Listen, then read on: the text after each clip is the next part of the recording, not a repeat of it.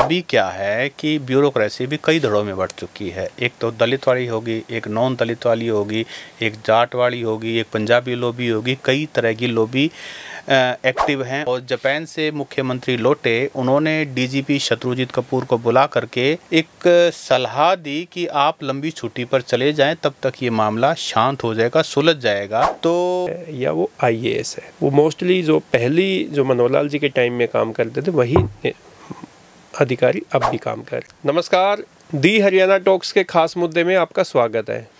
नमस्कार। इस खास मुद्दे में हम बात करेंगे एडीजीपी वाई पूर्ण कुमार प्रकरण में अभी तक कोई बड़ा एक्शन क्यों नहीं हुआ है। हालांकि रोहतक एसपी नरेंद्र बिजारनिया को रोहतक एसपी के पद से हटा दिया गया है और उनकी जगह सुरेंद्र सिंह बोहरिया को लगा दिया गया है। लेकिन जो मेन डिमांड है वाई पूर्ण कुमार की आईएएस पत्नी अमनीत कुमार की कि एडीजीपी और रोहतक एसपी को अरेस्ट किया जाए, अभी तक उस मामले में कोई एक्शन क्यों नहीं हुआ है। आखिर अब तक हरियाणा बीजेपी सरकार क्यों नहीं कोई फैसला ले पाई है। डीजीपी शत्रुजीत कपूर जो इस पूरे मामले में अभी तक एफआईआर में उनका सबसे पहले नाम है, फिर रोहतक एसपी का नाम उसमें शामिल था, तो अभी तक डीजीपी पर कोई एक्शन क्यों नहीं हो पाया है। प्रदेश की जनता और जो ब्यूरोक्रेसी में भी इसी बात को लेके नाराज़गी दिखाई दे रही है कि आखिर डीजीपी अपने पद पर अभी तक क्यों बने हुए हैं, क्योंकि 5 दिन बाद भी डेड बॉडी का अभी तक पोस्टमार्टम भी नहीं हुआ है। और ये भी आप बात जान लीजिए, नरेंद्र मोदी भारत के प्रधानमंत्री सोनीपत में 17 अक्टूबर को आने वाले हैं, क्योंकि बीजेपी के थर्ड टर्म का 1 साल 17 अक्टूबर को पूरा हो रहा है और उस दिन प्रधानमंत्री मोदी साहब आ रहे हैं। और इसको लेकर के भी बीजेपी सरकार अभी सख्ते में है, क्योंकि मोदी साहब के आने से पहले इस मामले को सुलझाना चाहते हैं, लेकिन अभी तक निर्णय क्यों नहीं ले पा रहे हैं। आज इस खास मुद्दे में यही बातचीत करेंगे। टोपी जी, निर्णय क्यों नहीं ले पा रहे हैं? नायब सैनी सरकार को क्या दिक्कत है? सत सिंह जी, नायब सैनी जो है वो अभी उनको एज ए मुख्यमंत्री का जो अनुभव है वो अभी बहुत ज़्यादा नहीं है। 1 साल ये और कुछ महीने पहले जब मनोहर लाल जी को सीएम पद से हटाया और उनकी जगह पे नायब सिंह सैनी को बनाया 2024 चुनाव से पहले, तो कुछ समय का तो वो तो आप ये कह सकते हैं कि चुनावी तैयारियों में ही पूरा साल जो भी समय था वो बीत गया। और अभी चुनाव के 1 साल अभी हुआ है, तो वो अनुभव जो एक मुख्यमंत्री का होना चाहिए वो उतना अनुभव अभी तक नहीं है, क्योंकि जो अफसरशाही है वो पहले वाली ही काम कर रही है। जो कि मनोहर लाल जी के समय पे जो अफसर सरकार चलाते थे, आज भी वही अफसर मौजूद है।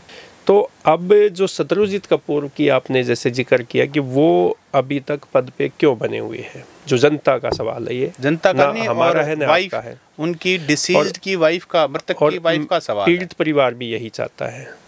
तो शत्रुजीत कपूर जो है वो मनोहर लाल जी के बिल्कुल विश्वास वाले अफसर रहे हैं, क्योंकि वो उन्हीं के टाइम में एंटी करप्शन ब्यूरो के चीफ थे वो। और जब आईएएस अफसरों पे भी जो कार्रवाई की गई शत्रुजीत कपूर के टाइम में, वो उन्हीं के टाइम की बातें हैं। तो ये जो है वो मनोहर लाल जी की खास पसंद शत्रुजीत कपूर जी रहे हैं। और राजेश खुल्लर जैसे प्रिंसिपल सेक्रेटरी हैं, तो वो भी मनोहर लाल जी की पसंद है। और भी जो वहाँ पे सीएमओ में जो तैनात है, मोस्टली जो अफसर हैं, चाहे वो आईपीएस है या वो आईएएस है, वो मोस्टली जो पहली जो मनोहर लाल जी के टाइम में काम करते थे वही अधिकारी अब भी काम कर रहे हैं। तो एक तो मुझे लगता है कि ये जो फैसला क्यों नहीं लिया जा रहा है, क्योंकि यहाँ पे मनोहर लाल जी अभी देश में नहीं है, वो विदेशी दौरे पे हैं। कल वो भारत आने की उनकी सूचना है, तो उनके आने के बाद ही मुझे लगता है कोई बड़ा डिसीजन लिया जाएगा, क्योंकि नायब सिंह सैनी जो है वो मनोहर लाल जी के शिष्य रहे हैं और उनकी काफ़ी उनका मार्गदर्शन भी लेते रहे हैं। तो मुझे लगता है कि मनोहर लाल जी जैसे ही विदेश से वापस आएंगे तो कोई बहुत बड़ा एक्शन भी लिया जा सकता है, कोई बहुत बड़ा डिसीजन भी लिया जा सकता है। तो आप ये कहना चाह रहे हैं कि नायब सैनी मुख्यमंत्री की कुर्सी पर सिर्फ फील लेने के लिए बैठाए हुए हैं, असली रिमोट कंट्रोल मनोहर लाल के हाथ में है, जो कि अभी दुबई या गल्फ़ कंट्रीज़ के दौरे पर हैं, जैसे कि हमने मीडिया रिपोर्ट से पढ़ा है। और रिपोर्ट तो ये भी कह रहे हैं कि जब ये प्रकरण हुआ और जापान से मुख्यमंत्री लौटे, उन्होंने डीजीपी शत्रुजीत कपूर को बुला करके एक सलाह दी कि आप लंबी छुट्टी पर चले जाएं, तब तक ये मामला शांत हो जाएगा, सुलझ जाएगा। तो डीजीपी साहब ने, क्योंकि डीजीपी साहब ये मुख्यमंत्री कहने के बाद भी लंबी छुट्टी पर नहीं गए, क्योंकि उनको भरोसा था मनोहर लाल खट्टर पर, क्योंकि मनोहर लाल खट्टर के आशीर्वाद से ही वो डीजीपी की कुर्सी पर जमे हुए हैं। इस तरह की बातें भी सुनने में आई हैं। और कल ये जो आईएएस और आईपीएस जो लॉबी बनी हुई है और जो उनमें 3 से 4 धड़े अब बन चुके हैं, तो ये वहाँ से भी बातें छन के बाहर आई हैं, जो कि ये जो अफसरशाही के ही कुछ लोगों का ये कहना है कि ऐसी जो आपने अब जिक्र किया कि भाई सीएम साहब ने, सैनी साहब ने शत्रुजीत कपूर जो डीजीपी हैं उनको लंबी छुट्टी के जाने की सलाह दी थी कि भाई आप थोड़े दिन तक कि मामला ये शांत हो जाए, लेकिन ऐसा नहीं हुआ। जैसा अगर सीएम के कहने बाद भी डीजीपी हरियाणा अगर लंबी छुट्टी पर नहीं जा रहे हैं, तो आप इसका मतलब यही है ना कि देखो, कोई इसकी हम आधिकारिक पुष्टि तो नहीं है, लेकिन जैसी बातें निकल के आई है सामने, पुष्टि नहीं होती। अगर चीज बाहर देखो, इतना बड़ा प्रकरण हुआ और सुसाइड 9 पेज का सुसाइड नोट है, उनमें इन सभी के नाम है। उसके बाद जो मृतक है उसकी वाइफ ने सारी डिमांड की है। उसके बाद सीएम कुछ 45 मिनट अमनीत कुमार से बातचीत हुई है, आश्वासन दिया है। उसके बाद वो डीजीपी हरियाणा से मिले भी हैं। तो मुझे लगता है कि और पुष्टि इस बात की रिकॉर्डिंग तो संभव नहीं है। और दूसरी बात जो हमारे दर्शक भी जानना चाहते हैं कि मनोहर लाल खट्टर की ही टीम अभी काम कर रही है, सिर्फ मुख्यमंत्री का चेहरा बदला है, लेकिन असली पावर खट्टर साहब जो इतवार को वापस आएंगे और प्रधानमंत्री के दौरे के मतलब 17 तारीख को दौरा होने से पहले इस मामले को सुलझाने की कोशिश की जाएगी। इसके साथ साथ बीजेपी सरकार में 2 एससी मंत्रियों को भी इस काम पर लगा दिया गया। देखो, नायब सैनी जो सरकार है आज बड़े संकट में है सत सिंह जी, क्योंकि ये मुद्दा अब ना केवल चंडीगढ़ में है, ना ये केवल हरियाणा तक का रहा है, ये पूरे देश में ये का मुद्दा बन चुका है। आज पूरे देश का जो दलित समाज है, उस पूरे समाज की नज़र इस पूरे प्रकरण पे टिकी हुई है। क्या वाई पूरन कुमार के परिवार को न्याय मिलेगा? क्या जिनके 9 पेज के सुसाइड नोट में जिन अफसरों के नाम लिखे हुए हैं, खासकर उसमें 2 बड़े नाम जो सामने, एक डीजीपी शत्रुजीत कपूर और एक रोहतक के एसपी नरेंद्र बिजारनिया जी। देखो, इनका तो डायरेक्ट नाम है। अब जो एसपी रोहतक है, जब उनको पद से हटाया जा सकता है, रोहतक एसपी के पद से हटा के उनको कोई पोस्टिंग नहीं दी है अभी, एक तो तक तबादला किया गया, तबादला नहीं किया है, उनको पद से हटाया गया है, लेकिन मांग तो अरेस्ट की है। जब एसपी रोहतक पे ये कार्रवाई हो सकती है, उन पे गाज गिर सकती है, तो डीजीपी शत्रुजीत कपूर पे क्यों नहीं? ये भी एक सवाल जो है लगातार उठ रहा है पीड़ित परिवार की तरफ से भी और जनता की तरफ से भी। आईएएस एसोसिएशन ने, आईपीएस एसोसिएशन ने, चिराग पासवान ने, मनीष सिसोदिया ने, Punjab CM Bhagwant Mann, leader of opposition Bhupendra Singh Hooda, Varun Mullana, Deepender Singh Hooda, Dalit organization के, इवन मायावती का भी, मुझे लगता है किस बड़े आदमी का इस मामले पर नज़र नहीं है, उनके ट्वीट नहीं आए हैं, उनकी सिंपैथी, उनकी सॉलिडारिटी अमनीत कुमार के साथ नहीं और है। आज रोहतक में तो आप देखो ना कितना बड़ा प्रदर्शन हुआ है। ये रोहतक के अलावा भिवानी में भी हुआ है। दलित समाज के हजारों की संख्या में लोगों ने, अलग अलग संगठनों के लोग हैं, वो ऐसा नहीं है किसी पार्टी विशेष के तो कई संगठनों के हजारों लोगों ने आज प्रदर्शन किया और जो एसपी आवास है वहाँ पे भी उन्होंने धरना देकर रोड जाम करने का भी प्रयास किया है। तो ये अब नायब सिंह सैनी की जो सरकार है उस पे बड़ा संकट है और नायब सैनी सरकार को इस संकट से जो निकालने के लिए ही 2 एससी मंत्रियों की ड्यूटी लगाई है, एक कृष्ण लाल पवार और दूसरे कृष्ण बेदी।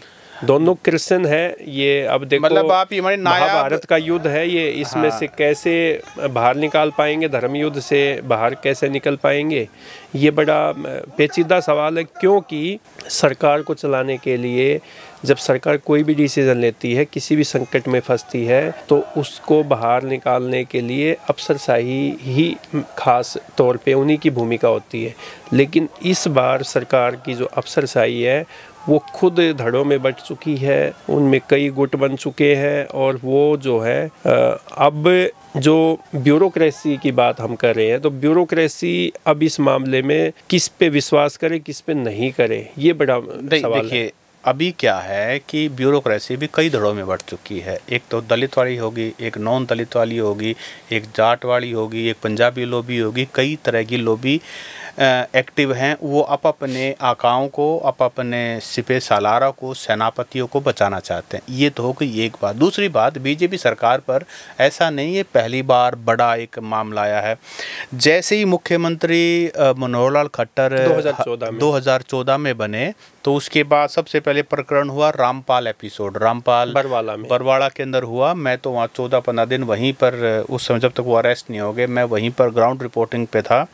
तो उसके बाद जाट आरक्षण हो गया 2016 में, ओबीसी कैटेगरी के अंदर अपनी रिजर्वेशन की डिमांड कर रहे थे, वो एपिसोड बहुत बड़ा हुआ। उसके बाद किसान आंदोलन हुआ, कितना बड़ा एपिसोड था। उसके बाद वो कोविड इमरजेंसी हुई, कितना बड़ा आप समझ सकते हैं। वो नेशनल 2017 में आप जो पंचकुला में डेरा सच्चा सौदा चीफ के साथ जो हुआ, और उसको कौन भूल सकता है। उसमें 20 लोगों की तो पंचकुला के अंदर 20 से ज्यादा तो वो हुआ। उसके बाद मतलब मैं ये कह रहा हूँ कि एक के बाद एक, फिर पेपर लीक स्कैम और कितने सारे इस तरह के मामले जो है ना बीजेपी सरकार ने फेस किए हैं। और ये जो अफसरशाही जिसका आप नाम ले रहे हो, ये सरकार के एप्पल ऑफ द आई थे, ये सरकार की गुड बुक्स में थे, ये सरकार के कहने पर हर काम मुकम्मल कर रहे थे, और तभी बीजेपी सरकार डील करवाई। इस बार सिचुएशन थोड़ी सी अलग इसलिए है क्योंकि खुद देखिए ऐसा होता है, ब्यूरोक्रेसी जो है ना आपस के राज आपस में रखती है, लेकिन इस बार ऐसा नहीं होगा, कोई किसी के साथ गलत नहीं कर सकता। और एक बात, कानून किसके पक्ष में है ये भी तो देखा जाएगा ना। जब लड़ने वाले दोनों मजबूत हों, फिर तो देश के कानून के हिसाब से ही फैसला होगा। सुसाइड नोट में बाकायदा 15 लोगों के नाम है, जिसमें 2 लोगों के तो सीधे मतलब जिम्मेदार ठहराया है, और जो कंप्लेनेंट है उनकी वाइफ है, उनका तो एक ही कहना है कि मैं छोड़ूंगी नहीं, मैं डीजीपी कपूर पे और रोहतक एसपी को सस्पेंशन और अरेस्ट करवा के मानूंगी, और बाकी सभी जांच हो, जो भी दोषी हो उस पर कार्रवाई हो। इसमें सत्सिंह जी मैं आपको बता दूं कि ये मामले पे कार्रवाई तो बहुत जल्दी होने वाली है। हो सकता है कि मनोहर लाल जी के भारत वापिस आने का इंतज़ार हो, क्योंकि वो कल आ जाएंगे इतवार को। और अगर ये मामला बहुत जल्दी शांत नहीं हुआ तो आने वाला जो समय है वो सरकार के लिए ना कई मुसीबतें सामने लेके आएगा, क्योंकि ये मामला अभी हरियाणा में ही नहीं, ये पूरे देश में फैलने वाला है। और क्योंकि इसमें राजनीति के जो बड़े दलित नेता है वो भी, और जो ओपोजिशन है, ओपोजिशन इस मामले को लेके बहुत अग्रेसिव भूमिका में है। और अभी आज जो है, जो आज दलित समाज के युवा नेता जो है रावण जिसको कहते हैं, वो भी आज शनिवार को से एमपी हैं आज़ाद सिंह रावण, तो उनके भी वहाँ पे चंडीगढ़ में वाई पूरन सिंह के परिवार से मिलने दलित की तो सभी के सभी लीडर या तो पहुँच चुके हैं, और या फिर और राहुल गांधी के भी जैसे वहाँ पे चंडीगढ़ सोनिया गांधी ने भी चिट्ठी लिखी है, बार आ चुकी है। तो सबसे बड़ी बात ये है कि 17 अक्टूबर को जो प्रधानमंत्री नरेंद्र मोदी जी हरियाणा के दौरे पे हैं, 1 साल पूरा होने पे सरकार का, तीसरी सरकार का, तो अगर ये मामला शांत नहीं हुआ तो प्रधानमंत्री के नरेंद्र मोदी जी के कार्यक्रम को भी स्थगित किया जा सकता है, क्योंकि देश में और प्रदेश में हालात जो है आज सही नहीं है। ये मामला बहुत ज़्यादा तूल पकड़ चुका है, और तूल पकड़ने के साथ साथ सरकार के जो ब्यूरोक्रेसी है उसमें जो आपस में जो जंग छिड़ी हुई है अंदर खाते, अब तो बाहर भी आना शुरू हो गई है। तो ये बहुत बड़ा मामला है। इसके अलावा आप ये देखिए ना, नायब सैनी सरकार के लिए कितना बड़ा ह्यूज एम्बेरसमेंट है। 17 अक्टूबर को प्रधानमंत्री को बुला रहे हैं, बीजेपी की तीसरे टर्म का पहला साल पूरा हो रहा है। कितना बड़ा इसको इवेंट बनाने की प्लानिंग थी, कितना ज़्यादा फुटेज लेने की प्लानिंग थी, लेकिन जो ये घटना हुई एडीजीपी वाई पूर्ण कुमार वाली, एक तो 17 अक्टूबर का सारा मजा किरकिरा हो गया। दूसरी बात, दिवाली पूरे साल का सबसे बड़ा त्यौहार आता है, तो उसका भी मजाक किरकिरा हो गया है। और कोई भी सरकार हो, बीजेपी हो, कांग्रेस हो, रीजनल पार्टीज़ हो, कोई भी नहीं चाहती कोई इतना बड़ा खास वर्ग जो खास करके इतना प्रभावी हो और ख़ास करके एससी कम्युनिटी का, उसको नाराज़ कोई नहीं करना चाहता। आखिरकार बलि तो ली जाएगी, क्योंकि अब ये मामला इतना चरम पर पहुंच चुका है, बिना बलि लिए ये मामला शांत होगा ही नहीं। बलि तो दी जाएगी, लेकिन कितने लोगों की ली जाएगी, अब तो ये सवाल है। लेकिन यहाँ एक चैलेंज और भी है, यहाँ सभी एक दूसरे के राजदार हैं। अगर एक्शन लिया जाता है तो एक्शन का रिएक्शन भी आएगा। अब चैलेंज यही है कि डीजीपी कपूर मनोहर लाल खट्टर के खासम खास हैं। कितने सारे काम जो हैं वो कपूर साहब ने एज ए डीजीपी खट्टर साहब के या सरकार के कहने पे किए हैं। तो अब बड़ा चैलेंज है कि अपनों के खिलाफ किस तरह से एक्शन लिया जाए, क्योंकि रेपुटेशन भी सेव करनी है बीजेपी को, और ऊपर से दलित जो संगठन है इतने व्यापक स्तर पर जो इकट्ठा होकर के आंदोलन की चेतावनी दे रही है, उनको भी शांत करना बहुत बड़ा चैलेंज है बीजेपी सरकार के लिए। करेंगे कैसे, ये तो समय ही बताएगा। और हमारे दर्शक भी, आप भी जवाब दें कि आखिरकार एक्शन होने से कौन रोक रहा है, किसकी यस क्या इंतज़ार है कि उसके बाद ही एक्शन हो। क्या नायब सैनी अपने आप में सक्षम नहीं है निर्णय लेने के, क्या कहीं से रिमोट कंट्रोल से कोई इनको ऑपरेट कर रहा है? आप कमेंट करके हमें बताएं। नमस्कार।